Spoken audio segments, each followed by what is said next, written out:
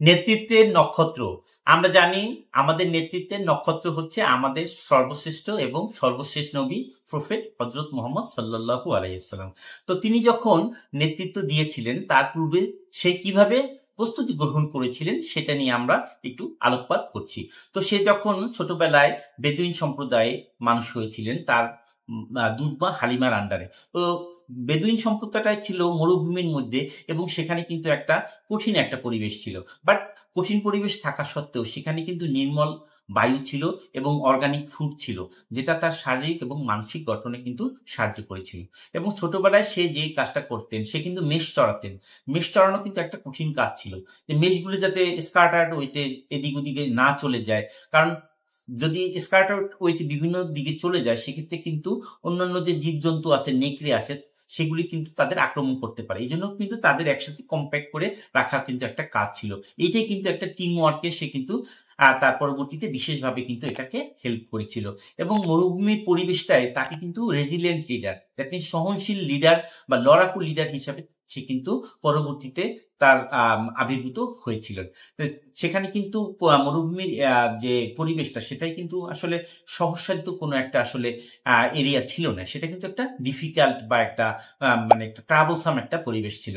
বর্তমানে যে কাতারের আমির তারাও কিন্তু এরকম একটা বেদুইন সম্প্রদায় কিন্তু তারা ছোটবেলায় কিন্তু মানুষ হয়েছিল। এই একটা কথা আছে কিন্তু যে শিশুদেরকে প্রকৃতির মাঝে ছেড়ে দাও, প্রকৃতি কিন্তু শিশুদের শিক্ষা দিবে। তো আমাদের নবীজিও কিন্তু এভাবেই কিন্তু ছোটবেলায় কিন্তু প্রকৃতির কাছ থেকে কিন্তু সে লেসন লার্ন করেছিল।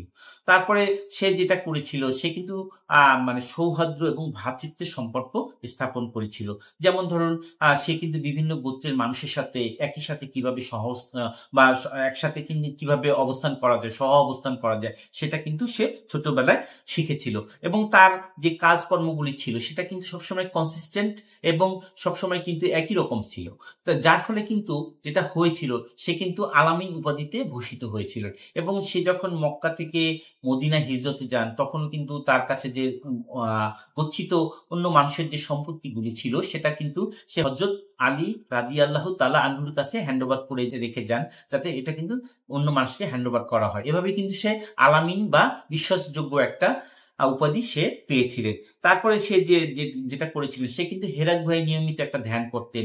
এটা কিন্তু তার মাইন্ডফুলনেসটাকে বাড়িয়ে দিয়েছিল। হ্যাঁ, তাই সে কিন্তু মাইন্ডফুলনেস সবসময় একটা প্রেজেন্ট মোমেন্টে থাকতে পেরেছিলেন। তারপরে কিন্তু সে একটা higher level of spiritual connectivity তার কিন্তু ছিল।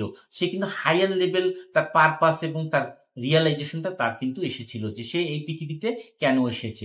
এবং এটা কিন্তু আল্লাহ যখন তার উপর ওহী নাজিল করেন, এই ওহীটা সে যাতে রিসিভ করতে পারে, তার এই higher level of connectivity, that means হচ্ছে যে তার উচ্চ চিন্তা, তার সেই পৃথিবীতে কেন এসেছে এই চিন্তাটা করতে পারার ফলেই সে কিন্তু এই ওহীটা বা নবুয়তটা কিন্তু সঠিকভাবে সে রিসিভ করতে পেরেছিলেন।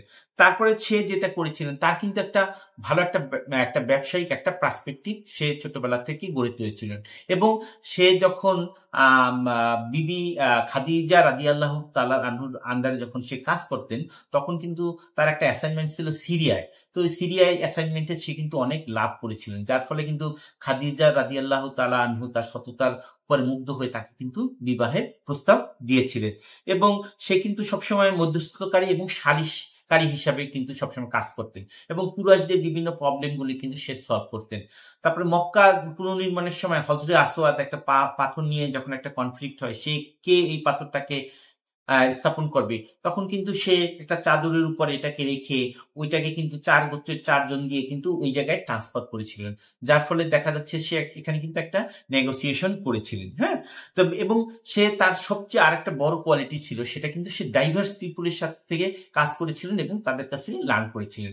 যেমন ধরেন খন্দকের যুদ্ধে যে পরীক্ষাটা খনন করা হয়েছিল সেই আইডিয়াটা কিন্তু সে পেয়েছিল অন্য একটা মানুষের কাছ থেকে। তার একজন দাস ছিল যাকে সে মুক্ত করেছিল, সে ছিল ইরানি এক ভদ্রলোক।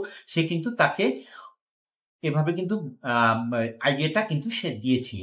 তো এই ডাইভার্স পিপলের সাথে কাজ করাটা কিন্তু এক লিডারের একটা বড় কোয়ালিটি। তো এই কোয়ালিটিগুলি কিন্তু সে তার নবুয়ত প্রাপ্তির পূর্বে, দ্যাট মিনস তার লিডারশিপের যে প্রিপারেশন প্রস্তুতি সেই সময় কিন্তু সে অ্যাচিভ করেছিল। এভাবেই কিন্তু সে নেতৃত্বের নক্ষত্র হিসাবে পরিগণিত হয়েছিল।